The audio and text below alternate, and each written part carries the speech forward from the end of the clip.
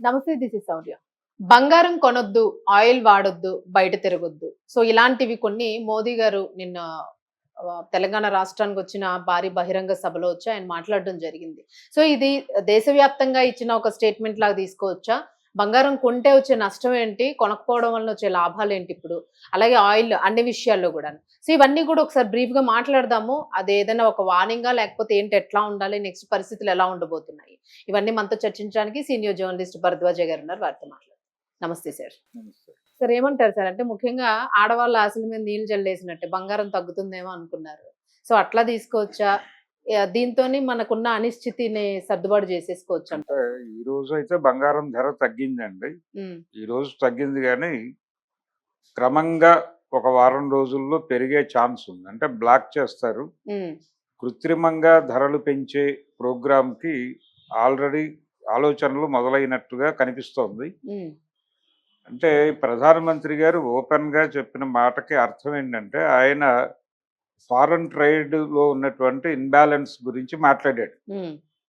మాట్లాడి మనం దిగుమతి చేసుకునేటువంటి వస్తువులను తగ్గించుకుందాం, ఎగుమతులకి దిగుమతులకి మధ్యలో సమతుల్యం దెబ్బతింది.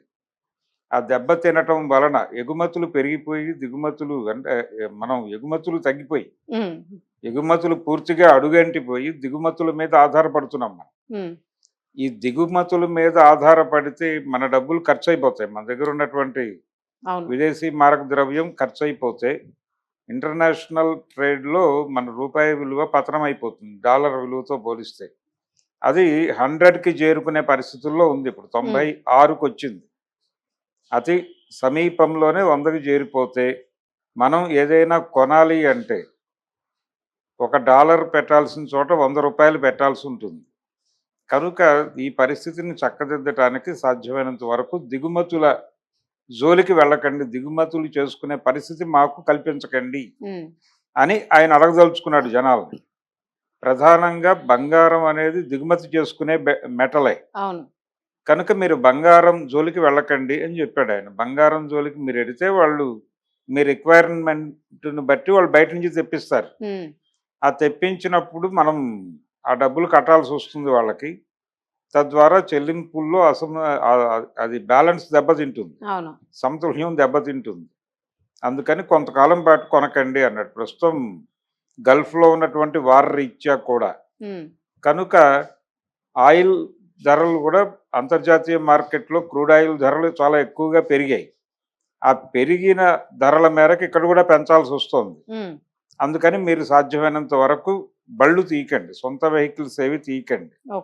మెట్రోల్లోనూ సిటీ బస్సుల్లోనూ ప్రయాణం చేయండి. అంటే పబ్లిక్ ట్రాన్స్పోర్ట్ని విరివిగా వాడండి అని చెప్పాడు ఆయన. ఒక రకంగా చెప్పి పెట్రోల్ తక్కువ వాడండి, దాంతోపాటు బంగారం కొనకండి, విదేశాల నుంచి దిగుమతి చేసుకునే వస్తువులు కొనుగోలుకి సంబంధించి కొంచెం ఒళ్ళు దగ్గర పెట్టుకుని ఆలోచించండి, తద్వారా దేశాన్ని కాపాడండి అని కోరుతున్నాడు ఆయన. దాదాపు ఇలాంటి పరిస్థితే పివి నరసింహారావు గారు పదవిలోకి వచ్చే ముందు కూడా ఉండింది. చంద్రశేఖర్ గారు ప్రధానమంత్రిగా ఉన్న రోజుల్లో కూడా ఇలాంటి పరిస్థితే వచ్చింది. అప్పుడు కూడా ఆయన అదే చెప్పాడు, బంగారం కొనకండి అని. సరే, ఫైనల్గా అప్పుడు దీనికి ఉపశమనం అంటే ఈ పరిస్థితికి ఉపశమన మార్గంగా ఫ్రీ ట్రేడ్ మార్కెట్లోకి వెళ్దాం అని మన్మోహన్ సింగ్ గారు సలహా చెప్పాడు.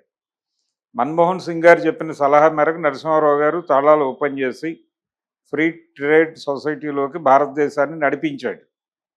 ఇప్పుడు అది కూడా గందరగోళం అయ్యి, అంటే అమెరికా తాళాలు పెట్టేసుకోవడం వలన మళ్ళీ పరిస్థితి రివర్స్ అయింది. ఇప్పుడు అమెరికా ఈ మధ్య కాలంలో విపరీతంగా దిగుమతి సుంకాలు పెంచింది. దిగుమతి సుంకాలు పెంచిందంటే మన ఎగుమతులకి అక్కడ ట్యాక్సులు ఎక్కువ పడుతున్నాయి. దాంతో వాళ్ళ వస్తువులతో మన వస్తువులు పోటీ పడే పరిస్థితి లేదు అక్కడ. మన వస్తువు ఇక్కడ రూపాయికి తయారు చేసినా కానీ వాడు ట్యాక్సులతో కలిపి చాలా పెరుగుతుంది. అది వాళ్ళు రూపాయికే తయారు చేసి అక్కడ అమ్ముతున్నారు ఇదే వస్తువు. కాబట్టి వాళ్ళతో పోటీ పడటం కుదిరే వ్యవహారంగా లేదు ఇప్పుడు.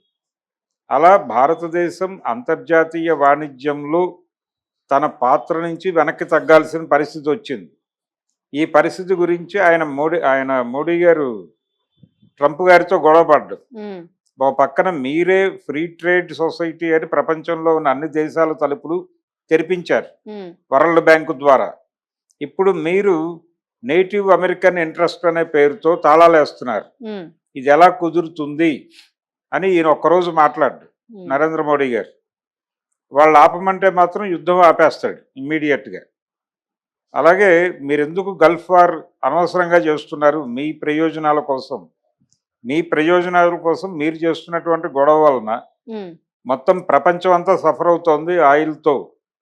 కాబట్టి మీరు యుద్ధం ఆపుతారా చస్తారా అని ఈయన ఒక్కరోజు మాట్లాడకుండా సైలెంట్గా ఉంటాడు. కనీసం ఇక్కడ ఎవరికి సింపథెటిక్గా కూడా వ్యవహరించడు ఈయన. ఉమ్, బయటకు వచ్చి మాత్రం మీరు ఆయిల్ కొనకండి అని చెప్తాడు. ఆయిల్ కొనొద్దు, మీరు బళ్ళు వాడకండి, ఉమ్.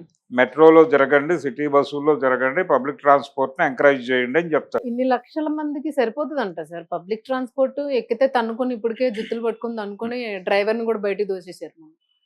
అంటే ఇక్కడ ఒక గొడవ ఉంది. ఉమ్, ప్రైవేట్ ట్రాన్స్పోర్ట్ పెరిగిన కొద్దీ గవర్నమెంట్ ట్రాన్స్పోర్ట్, పబ్లిక్ ట్రాన్స్పోర్ట్ అనేది తనని తాను కుదించుకుంటూ వెళ్ళింది. ఉమ్, కుదించుకుంటూ వెళ్ళినది అందరికీ తెలుస్తూనే ఉంది స్పష్టంగా. చాలా ప్రాంతాలకి పర్టికులర్గా సిటీ బస్సులు తగ్గిపోయినాయి. గతంలో ఉమ్, ఉన్న ఫ్రీక్వెన్సీ లేదు. లేవు. అలాగే గతంలో ఉన్నటువంటి సదుపాయాలు కూడా లేవు. ఎందుకు లేవు అంటే ఎవరి బండిలో వాడు తిరుగుతున్నాడు. అవును. మెట్రోకి కొంత ఎక్కువ అప్రోచ్ ఉంది కనుక మెట్రో అప్రోచ్ మీద ఆధారపడి వీళ్ళు నడుపుతున్నారు. కానీ విడిగా సిటీ బస్సులు అనేవి గతంతో పోలిస్తాయి ఉమ్, అంటే 90 దశకం ఈవెన్ 2000 నాటి లెవెల్లో కూడా ఫ్రీక్వెన్సీ లేదు సిటీ బస్సుల అవును. మూమెంట్లో. అవును. కాబట్టి వాళ్ళు వాంటెడ్గానే తగ్గించారు. ఉమ్, వాంటెడ్గానే తగ్గించారు. నిజానికి ట్రాఫిక్ పరంగా కూడా అది మంచి నిర్ణయమే అన్నారు. ప్రైవేటు వాహనాల రద్దీతో ప్రభుత్వ వాహనాలు కూడా అదే రేషియోలో పోటీ పడితే రోడ్ల మీద క్రియేట్ అయ్యేటువంటి గందరగోళం కంటే ఇది బెటర్ అనుకున్నారు. ఉమ్, అలా అది కూడా గుర్తించాలి మరి మోడీ గారు. ఇప్పుడు ఆయన టోటల్గా అంటే ఇలాంటి సందర్భం చైనాలో వచ్చింది. అవును. చైనాలో మావో చైర్మన్గా అధికారం తీసుకున్నప్పుడు కండిషన్ ఇదే. అప్పుడు ఆయన ఏం చేశాడంటే మనం పెట్రోల్ దిగుమతి చేసుకోవటం అనేది లేదు, కొద్దిగా దిగుమతి చేసుకుని అవసరమైన వాహనాలకు వాడదాం, మిగిలిన వాళ్ళందరూ సైకిళ్ళ మీద తిరగండి నాతో ఉమ్, సహా అన్నాడు ఆయన. అవును. ఆయనతో సహా అందరూ సైకిళ్ళ మీదే తిరిగారు అప్పుడు. ఉమ్, అలా ఆయన ఈ విదేశీ వాణిజ్యంలో ఏర్పడినటువంటి అసమతుల్యాన్ని తగ్గించే ప్రయత్నం చేశాడు. ఉమ్, అలా ఏదైనా ఒక ఇన్నోవేటివ్ ప్రోగ్రామ్ తీసుకోవచ్చు ఈయన. అవును. అంటే పీపుల్స్ పార్టిసిపేషన్ని పెంచటంగా భావిస్తాయి. కానీ జనాల మనసులో చాలా క్వశ్చన్స్ ఉన్నాయి. క్వశ్చన్స్, కోరికలు వీటిని బీట్అవుట్ చేయడం కోరికలు కాదండి, క్వశ్చన్సే ఉమ్, బలంగా ఉన్నాయి. ఉమ్, ఎందుకంటే ఒక 3 years బ్యాక్ ఉమ్, అంతర్జాతీయ మార్కెట్లో క్రూడ్ ఆయిల్ ధరలు దారుణంగా పడిపోయినాయి. ఉమ్, పడిపోయినప్పుడు భారతదేశంలో పైసా తగ్గించలేదు, పెంచారు పైగా. ఉమ్. అప్పుడు ఎందుకు పెంచావో ఇప్పుడు సమాధానం చెప్పు అంటున్నారు ఓకే. జనాలు. అంటే తగ్గినప్పుడు నువ్వు తగ్గించవు, పెంచితేనేమో పెరిగాయి కాబట్టి పెంచుతాను అంటావు. ఇది ఎలా కుదురుతుంది అవును. అనేది ఒక క్వశ్చన్ ఉంది ఆయన మీద. ఉమ్, అలాగే ఈ ట్రేడ్లో జరుగుతున్నటువంటి ఈ ఇబ్బందికి మీ విధాన లోపమే ప్రధానం. కాబట్టి మీ విధాన లోపాన్ని అంగీకరించండి ప్రజల ముందు. ఉమ్, మీరు వెళ్ళి అమెరికాతో దెబ్బలాడండి. ఎందుకు అవుట్ సోర్సింగ్లు కట్ చేస్తున్నాడు, వర్క్ ఫ్రమ్ హోమ్ చేసుకోండి అంటున్నాడు ఈయన. అవును. బయట తిరగకుండా, కంపెనీలకు వెళ్లకుండా, అంటే లాక్డౌన్ మళ్ళీ పెడతానన్న టోన్లో మాట్లాడుతున్నాడు ఆయన. ఇది ప్రమాదం. ఎందుకు ప్రమాదము అంటే ఆల్రెడీ అవుట్ సోర్సింగ్లు కట్ అవుతున్నాయి ఈ మధ్యకాలంలో. అవును. అమెరికా నుంచి వాంటెడ్గానే వాళ్ళు ఆపుతున్నారు కొంతవరకు అవును. ఈయన ప్రెజర్ వలన. అక్కడికి అమెరికన్ డీప్ స్టేట్ నుంచి నిరసన ఉంది ట్రంప్కి. అవును. వాళ్ళు చీప్ లేబర్ దొరుకుతోందని మేము దానికి అప్రోచ్ అవుతున్నాం, నువ్వు మధ్యలో మాకు రేట్లు పెంచక ఇక్కడ చేయమని. అవును. వాళ్ళతో నేటివ్ అమెరికన్స్తో చేయిస్తే వాళ్ళకి ఇచ్చే జీతాలతో పోలిస్తే అదే అక్కడ ఒక మనిషికి ఇచ్చే జీతంతో ఇక్కడ 10 మందితో పని చేయించుకుంటున్నారు వాళ్ళు. ఉమ్, అందుకని అవుట్ సోర్సింగ్లో మీరు వేలు పెట్టకండి అని ఆల్రెడీ ట్రంప్కి వార్నింగ్ వెళ్ళింది. ఓకే. అందుకని ఇంకా హైదరాబాద్లో హైటెక్ సిటీలో పూర్తిగా జనాలు రోడ్డును పడలేదు. ఉమ్, కానీ చాలా కంపెనీల్లో జనాల్ని ఉమ్, తగ్గిస్తున్నారు, నిరుద్యోగులు పెరుగుతున్నారు. ఐటీ సెక్టార్లో బయటకు వస్తున్న వాళ్ళ సంఖ్య రోజు రోజుకి పెరుగుతోంది. ఇది ఒక క్రైసిస్ నడుస్తోంది. ఉమ్, అంటే జనాల ఇన్కమ్స్ తగ్గుతున్నాయి, ఈఎంఐలు చాలా లోడ్గా మారిపోయింది అవును. జనాలకి. ఆ లోడ్ ఎలా క్లియర్ చేసుకోవాలో అర్థం కావట్లేదు. ఈ లోపు ఇదొక గందరగోళం. ఈయన పెట్రోలు అక్కడ బంక్ దగ్గరికి వెళ్తే వాళ్ళు కృత్రిమంగా క్రియేట్ చేసినటువంటి ఒక కరువు వలన ఉమ్, బంక్ దగ్గరికి వెళ్ళిన వాళ్ళకి వీళ్ళు ఏం చెప్తున్నారు, ఒరిజినల్ అంటే మామూలు పెట్రోల్ అయిపోయిందండి, పవర్ పెట్రోల్ మాత్రమే ఉంది అవును. అని చెప్పి వాళ్ళ అకౌంట్లో డబ్బులు వేయించుకోకుండా ఏ ఎవరైతే పెట్రోల్ కొడతాడో వాడి పర్సనల్ అకౌంట్లోకి డబ్బులు వేయమంటున్నారు. ఓకే. అంటే బంక్ అకౌంట్లోకి డబ్బులు వెళ్ళవు, వీడి ఓకే. అకౌంట్లోకి వెళ్తాయి. ఆ తర్వాత వీడి అకౌంట్లో నుంచి వాళ్ళ అకౌంట్లోకి ఏం ట్రాన్స్ఫర్ అవుతుందో మనకు తెలియదు. అవును. అవి ఎందుకు వాంటెడ్గా వాటి అన్నిటినీ క్లోజ్ చేస్తున్నారు ఉమ్, అనే దానికి క్లారిటీ ఉండదు. ఓకే. ఇలా ఒక దోపిడీ జరిగింది పెట్రోల్ బంకుల్లో. ఉమ్, ఇప్పుడు ఇదే ధోరణిలో ఈరోజు బంగారం ధరలు తగ్గాయి, స్టాక్ మార్కెట్ పతనమైంది, ఉమ్, స్టాక్ అంటే షేర్ వాల్యూస్ కూడా పడిపోయినాయి. అవును.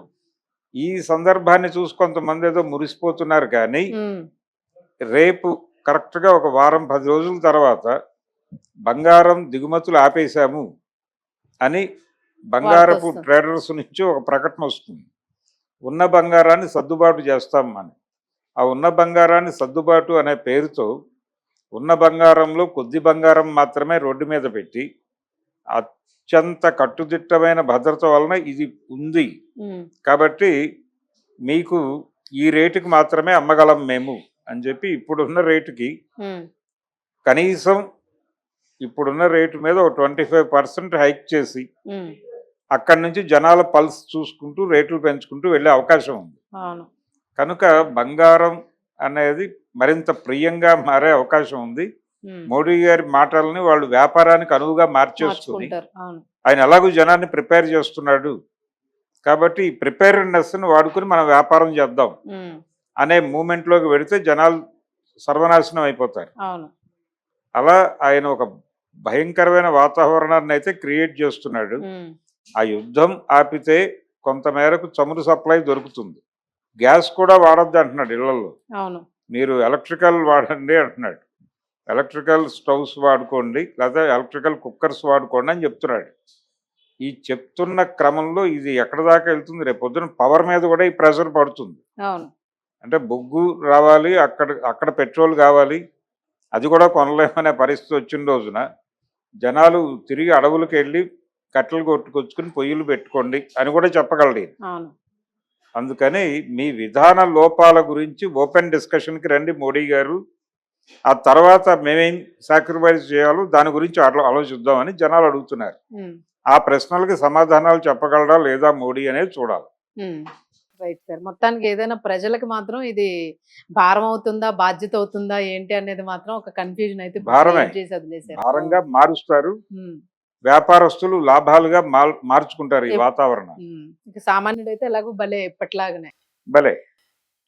Thank you. Thank you.